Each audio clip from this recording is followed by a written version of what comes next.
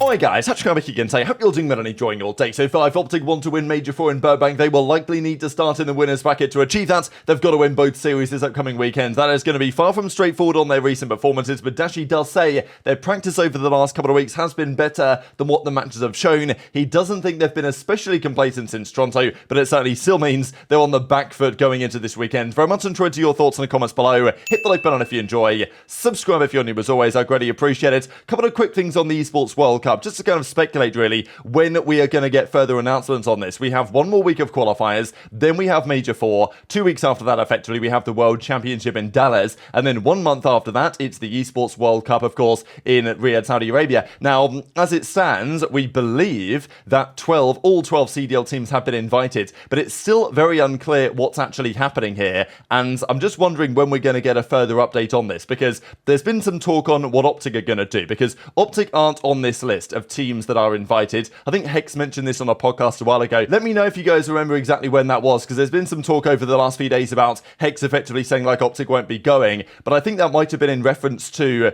the fact that, well, there's 30 teams invited basically, and OpTic aren't one of them, but obviously, as we are seeing here rumoured, all of the CDL teams are invited, so OpTic, can or may not decide to go, but of course, the players will be kind of interested to get involved. So still big questions to answer on this. Having spoken to a few players, having at least heard the perspectives of some players on the Dope Check show and this other stuff over the last couple of weeks, they don't really know what's going on either. So I imagine these are just big conversations happening between the teams and the tournament organisers as to what the potential future of this is. But yeah, got to expect some sort of update at some point. Of course, we also believe that it's June, though, is it the 27th, the date that Major 4, I believe, begins, where there is a roster lock for the team that's going to be performing at the World Championship. There is some discussion, though, that may be somewhat flexible. There may be ways around it. Certainly, if you put players on your roster in advance, if you create a joint venture with a, let's say, Saudi-based team as one of the CDL teams, then it does open the door to make further roster changes. But yeah, big questions. I just don't know how good this event is going to be. That's my concern right now, because it seems kind of last minute. It seems kind of put together, and I'm not sure how well it's going to be executed on the kind of time frame that we are presently looking at. But, whatever, there's $1.8 million on the line. The pros are going to try and get out there. Accuracy, I imagine, would be looking to go as well. Hopefully everything's okay with him, but he actually did confirm yesterday that, what we talked about, brought my mum home from the hospital this morning. Now that she's in a more stable situation, I have the opportunity to dedicate myself to finishing this season out. So thought this is just really great news, and Accuracy is back in the roster. Of course, that does make things quite interesting for this Rocket team. They have, I think, one game against Vegas this upcoming weekend. They're currently 2-4. They need to win that game. And Vegas, look, they were the dynasty for about a week and a half online, but obviously that's no longer the case. They got 3-0'd by the Los Angeles Grillers, and, that team maybe is always going to have some degree of inconsistency. It just is what it is. But to be fair, given the back-to-back losses for Rocker to Toronto and New York last weekend, without Accuracy, Spark was pretty good. I thought, especially in Search and Destroy, he showed up. There is some debate on whether the team would be better or worse.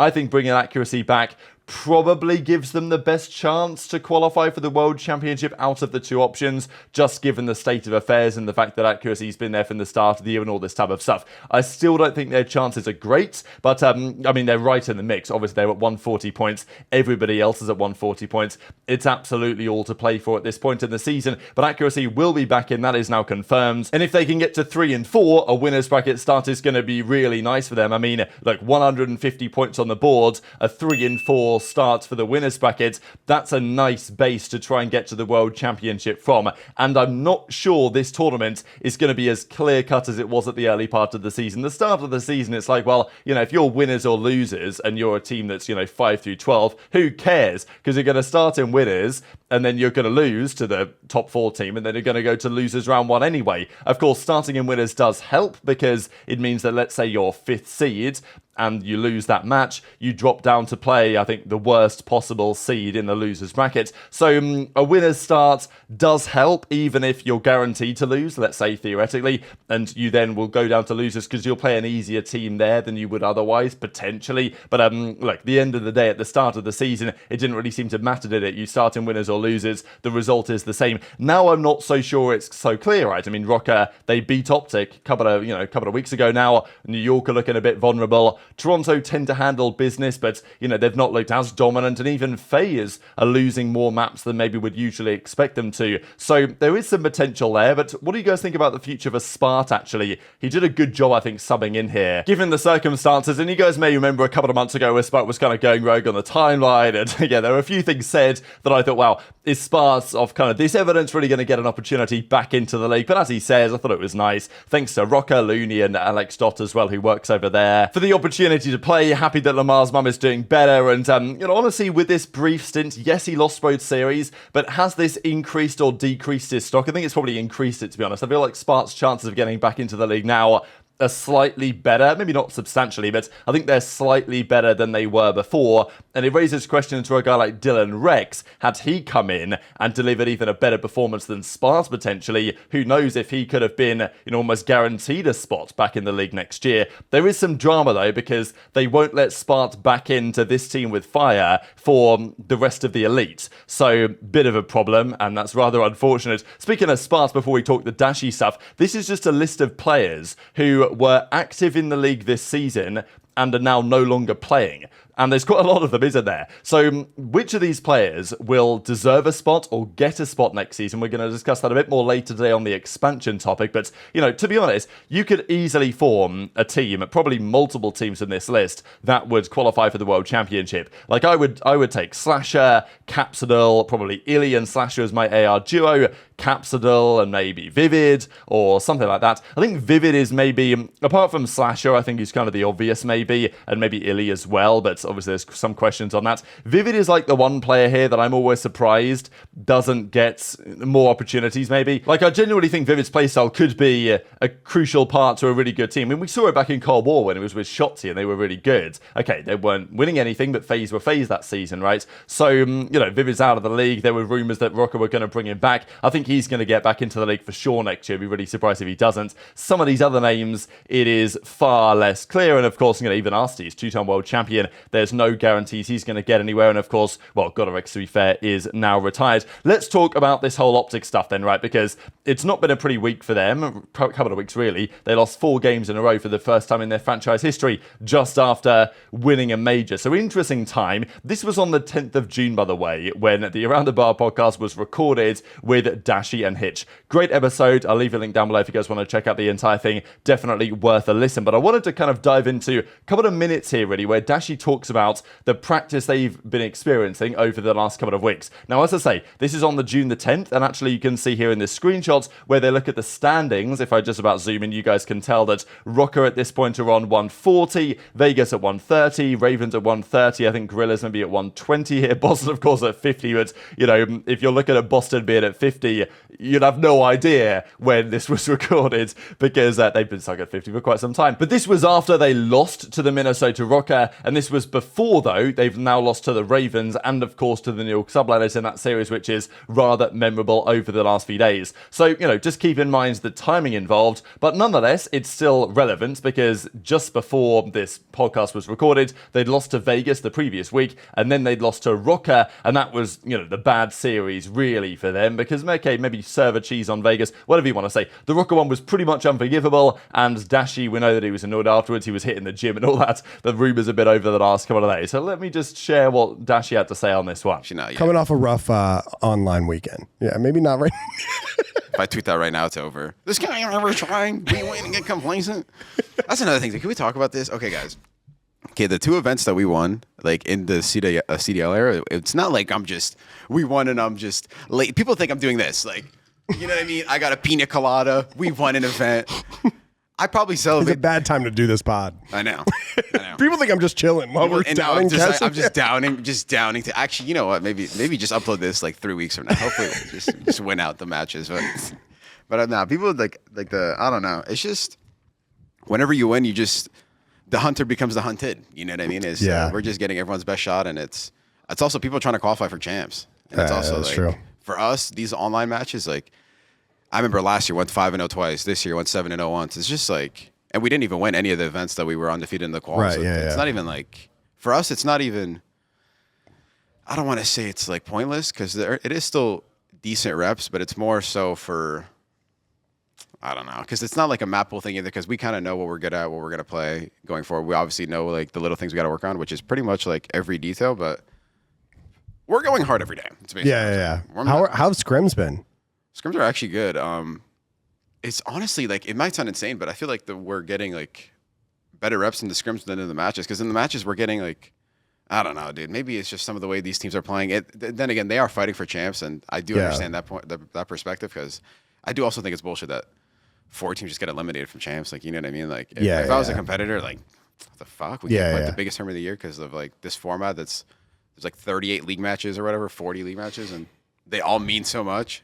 And this is the reason I'm not playing at champs. So Dashy doesn't feel like they've got complacent since winning Toronto. It's more like, you know, as he said, the hunter becomes the hunted. And this is always how it is. When you win an event, it's incredibly challenging to go back to back. We've actually never seen this happen, at least in the last couple of years. We've never seen a team win back-to-back majors. I guess in Cold War it happened with FaZe, but, you know, that was online and it was a little bit different. In more recent times, in Vanguard, in Modern Warfare 2, and of course this year so far, we've not seen teams ever win back-to-back major championships. We've seen teams win major and then the world championship. That actually happened twice, right? In Vanguard, Thieves won Major 4 and Champs 2 weeks later. Last year, Subliners won Major 4, 5, whatever it was, Major 5, and then Champs 2 weeks after. The final event of the season going into champs. But of course, that's 2 weeks apart. There's no matches in between those 2 periods. And that's like absolutely, wow, champs is coming up. We've got to go 110% balls to the wall to actually win it. So that does happen quite often in COD history, actually. The team that wins the final event before champs also wins champs. I mean, we saw it back in Black Ops 4 as well, for one example. But it's a different story, I think, when it comes to major, because you've got several weeks between the majors, you've got loads of qualifiers to play, and no team in the last few years has actually been able to do that, right? So I don't think it's just a complacency thing. I think in part it is the natural kind of, you know, ebbs and flows of when you win, and then it becomes everyone watches your VOD, what you're doing, and then you have to reinvent yourself a little bit potentially to win again over that time frame. So, you know, that was Dashy's perspective, but also saying that their scrims are still going well. Now, obviously, everyone's scrims is going well. You know how it goes, right? The pros are always talking about how good their practice is. But, you know, this is worth considering that Dashy says, like, we're playing these matches, and it's not like they're pointless, but, you know, they don't mean as much as they potentially could do. And also, the general feeling from Dashy was that, you know, they're learning more in practice still than they are potentially in the games, i.e. their practice is going quite well.